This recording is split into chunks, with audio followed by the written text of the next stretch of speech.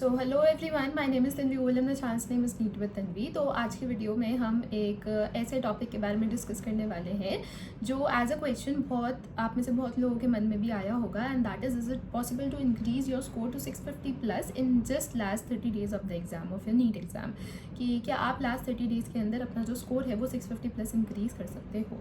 तो इसका answer yes और नो में मैं अभी नहीं दूंगी। लाइक येस और नो आएगा बट वो बाद में आएगा वीडियो में, क्योंकि अभी येस और नो कहना गलत हो जाएगा अगर मैं स्टार्टिंग में ही कह दूँ तो, क्योंकि टर्म्स एंड कंडीशंस होते हैं हर एक चीज़ के जो अप्लाई होंगे। तो देखो, पहली बात तो अब यहाँ पे जो बात चल रही है वो लास्ट 30 डेज़ की चल रही है। तो लास्ट 30 डेज़ मतलब आपका अप्रैल, ठीक है। आप अपने मंथ यहाँ पे अप्रैल को कंसिडर करके चलो, हम बार बार लास्ट 30 डेज़ नहीं बोलेंगे, अप्रैल, क्योंकि बहुत टाइम से मई में ही होता आ रहा है।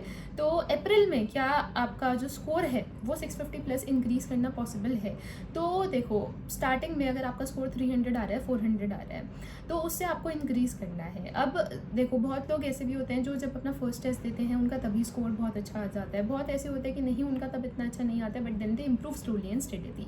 कुछ लोग होते होंगे जिनका जब उन्होंने पिछली बार अपना नीट दिया तब सर्टेन स्कोर आया होगा, अब वो वापस से शुरू कर रहे हैं, वापस से उनका स्कोर 300 400 आ रहा है, दे वांट टू इंक्रीज।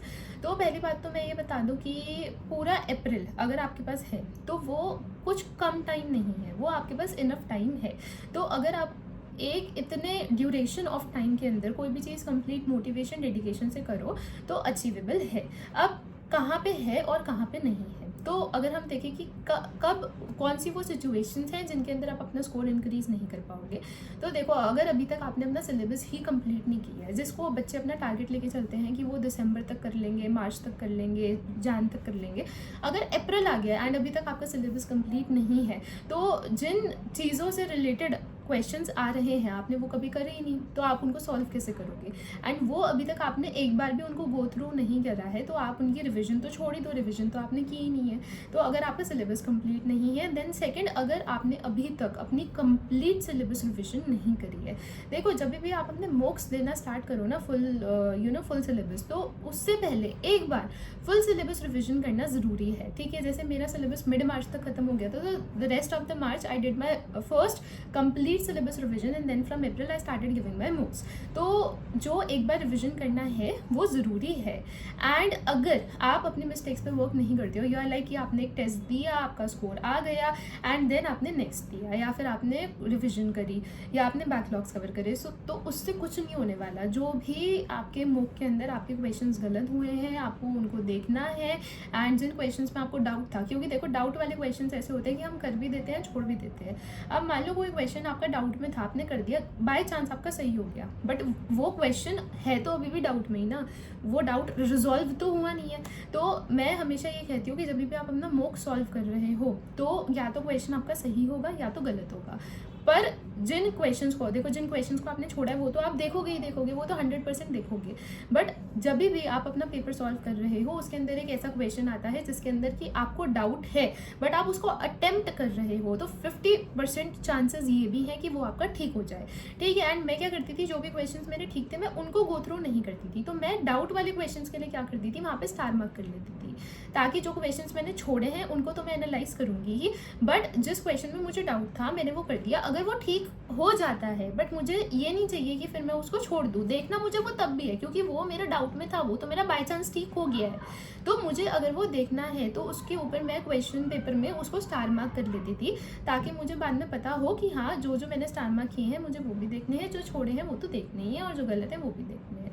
तो आपको इस अप्रोच के साथ चलना है जब आप अपने पेपर को एनालाइज कर रहे हो। तो अगर आपका सिलेबस अभी तक कंप्लीट नहीं है, आपने एक बार कंप्लीट सिलेबस रिविजन नहीं करी है, एंड अगर आप अपनी मिस्टेक्स पे वर्क नहीं करना चाहते हो, तो इन सारे चीज़ों के अंदर आपके जो चांस है अपना स्कोर इंक्रीज करने के वो थोड़े कम हो जाते हैं। बट अगर हम देखें कि कब आपका जो स्कोर है वो डेफिनेटली इंक्रीज होगा ही होगा, तो अगर सबसे पहले आप अपनी मिस्टेक्स पे वर्क कर रहे हो, ठीक है, जो भी क्वेश्चन आपका गलत है, आपका डाउट में था, आपने छोड़ा है, हर एक क्वेश्चन में आप देख रहे हो कि क्या था, आपकी सिली मिस्टेक थी, कंसेप्चुअल थी, सिली थी तो आपको उसको रिपीट नहीं करना है, कंसेप्चुअल थी तो कहाँ पे आपका कंसेप्ट गलत हुआ, आपको वो चीज़ लर्न नहीं थी, या वो कोई एक न्यू फार्मूला था जो अभी तक आपने अपने शॉर्ट नोट्स में ऐड नहीं किया है वो किया था, या कभी कभी ऐसा होता है क्वेश्चन ही मिसप्रिंट होता है, तो आपको पता होना चाहिए। तो अगर आप अपनी मिस्टेक्स पे वर्क करने के लिए रेडी हो तो आप अपने स्कोर को इंक्रीज कर सकते हो। अगर आपका कम स्कोर आ रहा है तो उसको आप अपना एक्सक्यूज नहीं बना रहे हो, रादर आप ये कह रहे हो कि yes you will work on it, you will improve,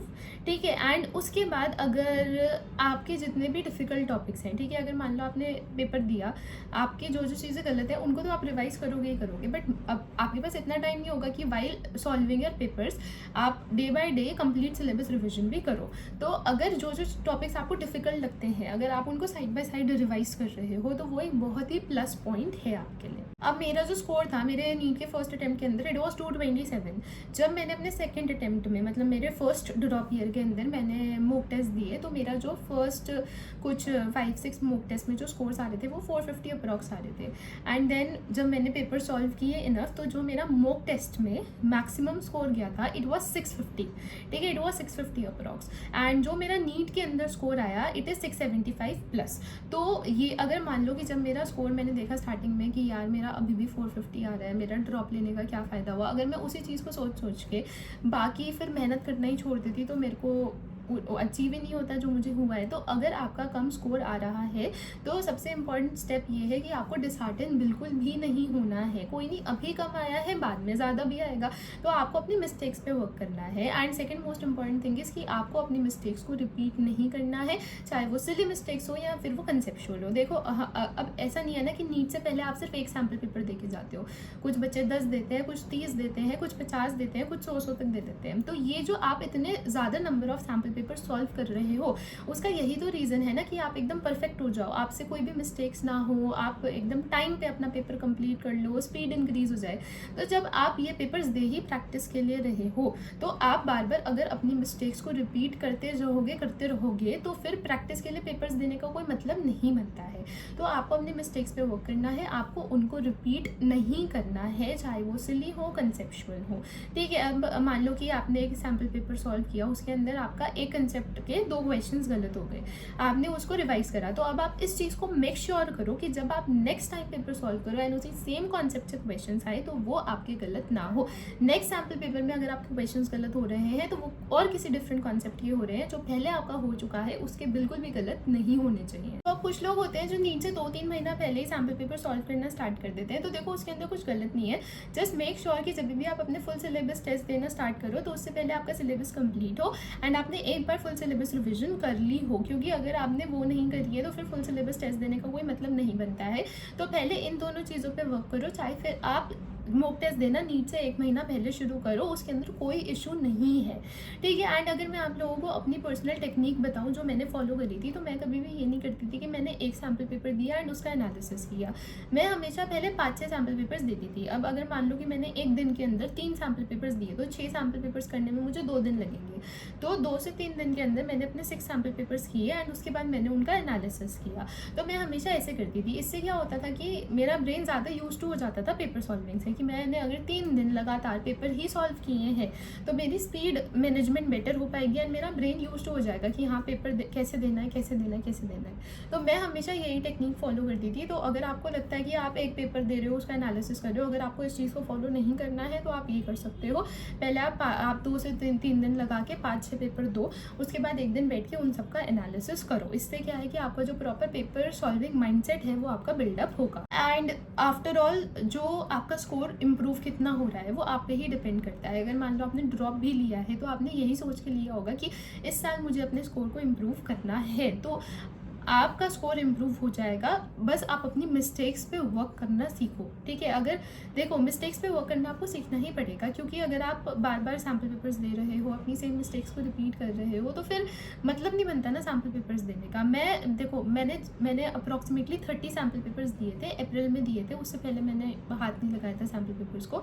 तो अगर मैंने अप्रैल में 30 सैम्पल पेपर्स दिए हैं तो जितने भी मैंने दिए ना उसमें से एक भी ऐसा क्वेश्चन नहीं होगा जो जिसको मैंने एनालाइज नहीं किया होगा बाद में, चाहे वो मैंने छोड़ा हो, मेरा गलत हुआ हो, मेरा डाउट में हो। इन तीनों कैटेगरी में लाई करने वाले हर एक क्वेश्चन का मैंने एनालिसिस किया है कि वो मेरा कहाँ गलत हुआ है। एंड मैं सच में बता रही हूँ, अपनी सिली मिस्टेक्स पे वर्क करना बहुत ज़्यादा ज़रूरी है। मेरा नीट में एक केमिस्ट्री के क्वेश्चन में सिली मिस्टेक हुई थी एंड उसकी वजह से मेरा वो क्वेश्चन जो है वो कंप्लीट गलत हो गया था। तो वो बहुत ऐसा लगता है कि जब आपको पूरा क्वेश्चन आता होता है, like you know the formula, you know everything, and just एक छोटी सी सिली मिस्टेक, लाइक मैंने उसके अंदर 1/2 की जगह 2 लिख दिया था, तो वो चीज़ आपको बहुत ज़्यादा इफेक्ट करती है। तो आप अपने सैम्पल पेपर्स इसलिए दे रहे हो कि आपकी प्रैक्टिस हो। तो जब भी आप अपना सैम्पल पेपर देने बैठो, आप इसी माइंडसेट के साथ बैठो कि आप अपना नीट का एग्ज़ाम ही दे रहे हो, आपको इसके अंदर अपना 100% देना है। क्योंकि पता है, अगर आप ये सोच के दोगे ना कि यार टेस्ट ही तो है, टेस्ट ही तो है, तो कभी नहीं होगा। आप यही सोचो कि ये नीट ही है, ठीक है, ये आप नीट ही दे रहे हो, यही है आपका लास्ट अटेम्प्ट। जब थोड़ा ना प्रेशर लो, क्योंकि पता है यूजुअली क्या होता है, जब लोग अपना नॉर्मल टेस्ट दे रहे होते हैं ना, तो वो प्रेशर, वो स्ट्रेस फील नहीं करते जो वो नीट के टाइम पे कर रहे होते हैं, क्योंकि उनको लगता है कि ये नीट नहीं है। बट ऐसे नहीं करना है, ये सोचना है कि हाँ यही है आपका एग्ज़ाम, ठीक है। तो इन चीज़ों पे थोड़ा वर्क करो। एंड स्टिल अगर इस टॉपिक से रिलेटेड कोई भी डाउट्स हैं तो कमेंट सेक्शन में कमेंट कर देना। एंड नेक्स्ट वीडियो जिस भी टॉपिक से रिलेटेड चाहिए उसको भी कमेंट कर देना। एंड अगर वीडियो पसंद आई तो वीडियो को लाइक कर देना एंड सब्सक्राइब कर देना चैनल को, एंड अपने फ्रेंड्स के साथ भी शेयर कर देना who are going to give NEET in coming years. Thank you.